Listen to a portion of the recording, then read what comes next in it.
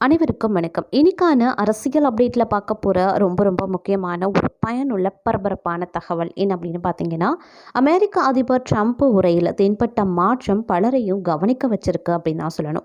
எப்போதுமே உரையில் தெரியக்கூடிய ஆவேசம் தற்போது அவர்கிட்ட இல்லை அப்படின்னு கூட சொல்லலாம். அவர் இடத்துல மிகப்பெரிய மாற்றம் ஏற்பட்டிருக்கிறதாகவும் சில பேச்சுக்கள் வெளிவந்துட்டுருக்குங்க. இது குறித்த பல்வேறு முக்கிய தகவல்கள் சமூக வலைதளங்களில் ட்ரெண்ட் ஆகி வந்துட்டுருக்கு அப்படின்னு கூட சொல்லலாம். அவருடைய இந்த திடீர் மாற்றம் உலக மக்களிடையே பெரும் வியப்பையும் அதிர்ச்சியையும் ஏற்படுத்தி இருக்கு அப்படின்னு கூட சொல்லலாம். இது குறித்த முழுமையான தகவலோடு இன்னும் பல சுவாரஸ்யமான பரபரப்பான அரசியல் அப்டேட்ஸையும் தொடர்ந்து நீங்க தெரிஞ்சுக்க வீடியோ ஸ்கிப் நாம கடைசி வரைக்கும் பாருங்க. இந்த பதிவு உங்களுக்கு மிக பயனுள்ள விகிதத்தில் இருக்கும். வீடியோக்குள்ள போகிறதுக்கு முன்னாடி இது வரைக்கும் நீங்க நம்ம சேனலை சப்ஸ்கிரைப் பண்ணல அப்படின்னா உடனே சப்ஸ்கிரைப் பண்ணிக்கோங்க. அப்படியே பக்கத்தில் இருக்கக்கூடிய நோட்டிஃபிகேஷனுக்கான பெல் பட்டனையும் ப்ரெஸ் பண்ணிக்கோங்க. சரி நேயர்களே, வாங்க வீடியோக்குள்ளே போகலாம். அமெரிக்க அதிபர் ட்ரம்ப் உரையில் தென்பட்ட மாற்றம் தற்போது பலரையும் கவனிக்க வச்சிருக்கு அப்படின்னு கூட சொல்லலாங்க. எப்போதுமே அவருடைய உரையில் தெரியக்கூடிய ஆவேசம் தற்போது தென்படலை அப்படின்னு கூட சொல்லலாம். அதாவது அமைதியாக ட்ரம்ப் உரையாற்றியது பலரையும் கவனிக்க வச்சிருக்கு. அமெரிக்க அதிபராக டொனால்ட் ட்ரம்ப் ஜனவரி 20 பதவியேற்றார். டொனால்ட் ஜே ட்ரம்ப் 76 மில்லியன் வாக்குகளை பெற்று இந்த முறை அதிபராகியிருக்காரு.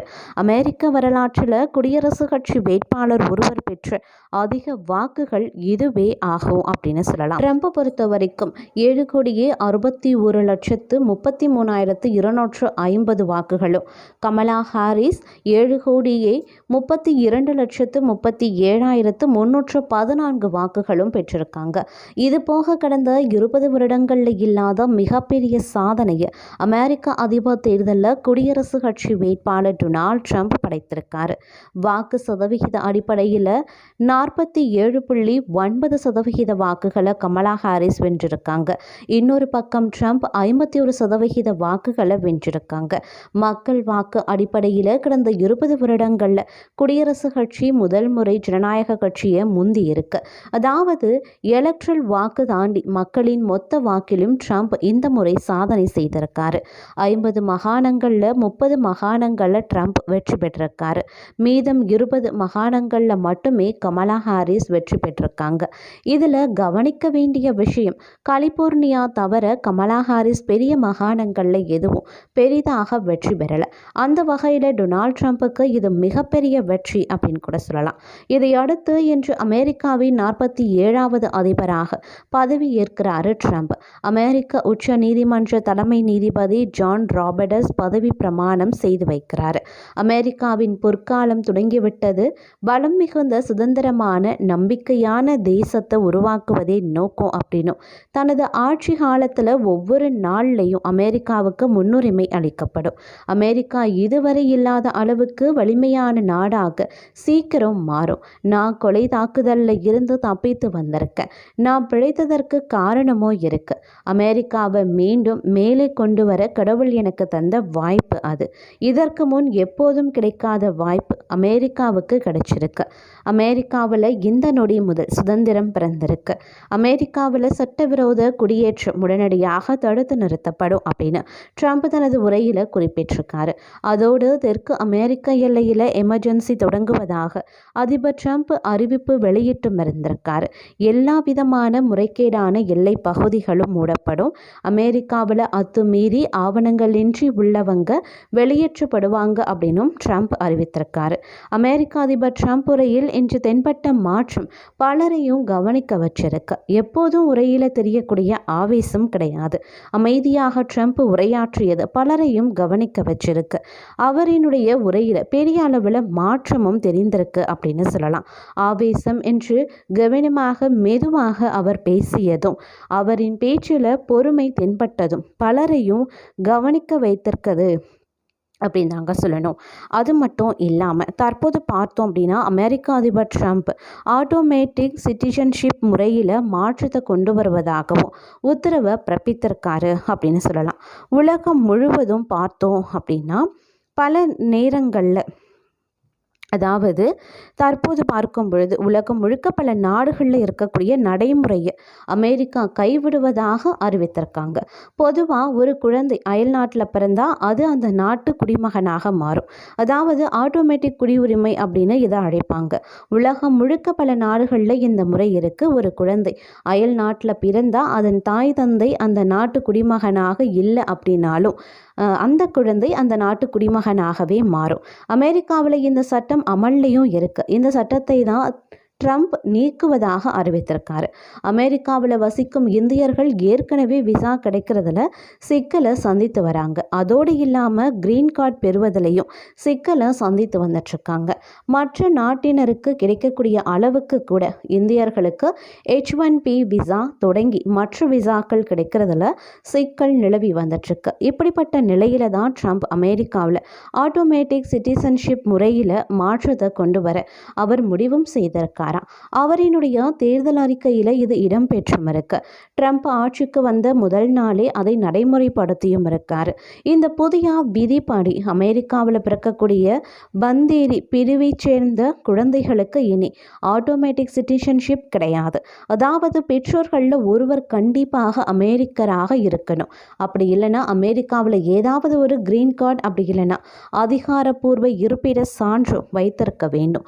இவர்களுக்கு பிறக்கும் குழந்தைகளுக்கு மட்டுமே குடியுரிமை வழங்கப்படும் அப்படின்னு ட்ரம்ப் மிக முக்கியமான முடிவையும் எடுக்க போறாராம். இதனால ஆட்டோமேட்டிக் சிட்டிசன்ஷிப் மூலமா பலனடைந்த பல ஆயிரம் இந்தியர்கள் பாதிக்கப்படக்கூடிய வாய்ப்பும் ஏற்பட்டிருக்கு. முன்னதா டொனால்ட் ட்ரம்ப் நிகழ்த்திய உரையில நாம அமெரிக்காவின் எல்லையை பாதுகாக்க போறோம், இது அமெரிக்க வரலாற்றில் இதுவரை காணாத மிகப்பெரிய வெற்றி, அமெரிக்காவை மாற்ற போறோம், அமெரிக்காவின் ஒவ்வொரு விஷயங்களையும் மாற்றி நமது நாட்டை சரி செய்ய போகிறோம் அப்படின்னும், நான் இந்த நாட்டு மக்களுக்காக தினமும் போராட போகிறேன், நான் ஓய்வெடுக்க போவதும் கிடையாது, அமெரிக்காவின் பொன்னான காலமாக இது இருக்க போகிறது அப்படின்னு சொல்லியிருந்தார். இந்த வெற்றியை அமெரிக்காவை மீண்டும் மிகப்பெரிய நாடாக மாற்ற போகிறது அப்படின்னு மேக் அமெரிக்கா கிரேட் அகைன் அப்படின்ற தத்துவத்திற்கு ஏற்றபடி அமெரிக்காவில் ஆட்சி செய்வோம். நார்த் கரோலினா, ஜார்ஜியா, விஸ்கான்சின் மாகாணங்களில் வெற்றிக்கு முக்கிய பங்கு வகித்திருக்கு. அந்த மாகாணங்களுக்கு அப்படின்னு நன்றியை உரிதாக்குகிறேன், வலிமை வளமான அமெரிக்காவை உருவாக்குவோம் அப்படின்னு சொல்லியிருக்காரு. நாம் இதுவரைக்கும் வரலாற்றில் பார்க்காத மிகப்பெரிய நிகழ்வு இது மிகப்பெரிய அரசியல் இயக்கமாக அலையாக அமெரிக்காவில் உருவெடுத்தும் இருக்கு. இதற்கு முன் அமெரிக்காவில் எப்படி ஒரு சம்பவம் நடந்தது இல்லை, இனியும் நடக்குமா அப்படிங்கிறதும் சந்தேகம்தான். அமெரிக்காவை புதிய உயரத்திற்கு இந்த நிகழ்வு கொண்டு செல்லும். நாட்டின் பிரச்சனைகளை சரி செய்வோம், வரலாறு படைத்திருக்கும். வரலாற்றில் இது முக்கியமான நிகழ்வு, மிகப்பெரிய தடைகளை நாம் தகர்த்திருக்கோம் அப்படின்னு ட்ரம்ப் குறிப்பிட்டு பேசியிருந்ததும் அனைவருடைய கவனத்தையும் ஈர்த்திருக்கிறது அப்படின்னு தான் சொல்லணும். அது மட்டும் இல்லாமல் மற்றொரு புறம் பார்த்தோம் அப்படின்னா அமெரிக்காவுக்கும் ரஷ்யாவுக்கும் 7.5 பொருத்தம் அப்படிங்கிறது அனைவரும் அறிந்த ஒன்று தான். இருந்தாலும் ட்ரம்புக்கு புதின் வாழ்த்துக்களையும் பகிர்ந்திருக்காரு. இந்த வாழ்த்து செய்தி உக்ரைன் ரஷ்யா போரை முடிவுக்கு கொண்டு வருவதற்கான மெசேஜாக கூட இருக்கலாம் அப்படின்னு சர்வதேச அரசியல் விமர்சகர்களும் கருத்து தெரிவித்து வராங்க. இஸ்ரேல் பாலஸ்தீன போரில் ரொம்பவும் டேமேஜான ஒரு பெயர் அமெரிக்கா தான். போரில் 46,000க்கும் அதிக பாலஸ்தீன மக்கள் கொல்லப்பட்டாங்க. போருக்கு எதிராக உலகம் முழுவதும் போராட்டங்களும் வெடிச்சது.